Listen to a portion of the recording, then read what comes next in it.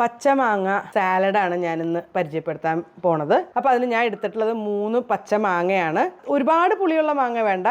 പിന്നെ അതിൽ കുറച്ച് തേങ്ങ, ഒരു 2 പിടി തേങ്ങ ചിരണ്ടിയത്, കുറച്ച് ചുമന്നുള്ളി, പച്ച വെളിച്ചെണ്ണ, വേപ്പിൻ്റെ ഇല, മുളക് പൊടി, ഉപ്പ്, ഇത്രയാണ്.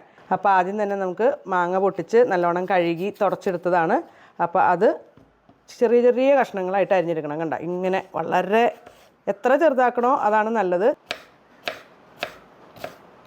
മാങ്ങ നമ്മൾ വളരെ ചെറിയ കഷ്ണങ്ങളാക്കിയിട്ട് അരിഞ്ഞെടുത്തിട്ടുണ്ട്. അപ്പോൾ അത് റെഡിയായി. ഇനി നമുക്ക് അരിയാളത് ചുമന്നുള്ളിയാണ്. ചുമന്നുള്ളി അതുപോലെ തന്നെ മാങ്ങയുടെ പോലെ വളരെ ചെറിയ ചെറിയ കഷ്ണങ്ങളായിട്ട് അരിഞ്ഞെടുക്കാം.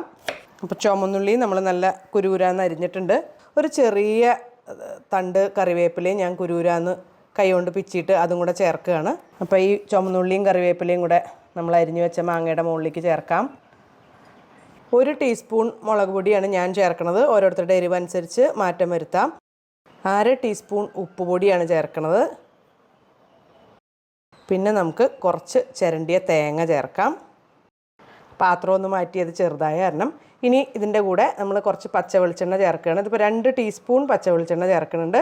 എന്നിട്ട് നന്നായിട്ട് നമ്മൾ കൈ വെച്ച് കൂട്ടി അങ്ങോട്ട് തിരുമ്മ, നല്ല ബലത്തിൽ തിരുമ്മ. അപ്പോൾ തേങ്ങയിൽ നിന്ന് ലേശം അതിൻ്റെ പാലിറങ്ങി വരും. വെളിച്ചെണ്ണ, മുളക് പൊടി, ഉപ്പ്, പച്ചമാങ്ങ എല്ലാം കൂടെ നന്നായിട്ട് ചേർന്ന് വരും. അപ്പോൾ നമ്മുടെ പച്ചമാങ്ങ സാലഡ് റെഡി ആയിട്ടുണ്ട്. തീ കത്തിച്ചിട്ടില്ല, നമ്മൾ ആവശ്യമില്ലാത്ത ഒന്നും ചേർത്തിട്ടില്ല.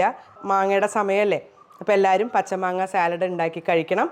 ആരോഗ്യത്തിന് വളരെ നല്ലതാണ്, രുചിയുടെ കാര്യമായാലും നല്ലതാണ്. അപ്പോൾ ചോറിൻ്റെ കൂടെയോ അതിൽ വെറുതെ കഴിക്കാനോ ഒക്കെ നല്ലതാണ് നമ്മുടെ പച്ചമാങ്ങ സാലഡ്.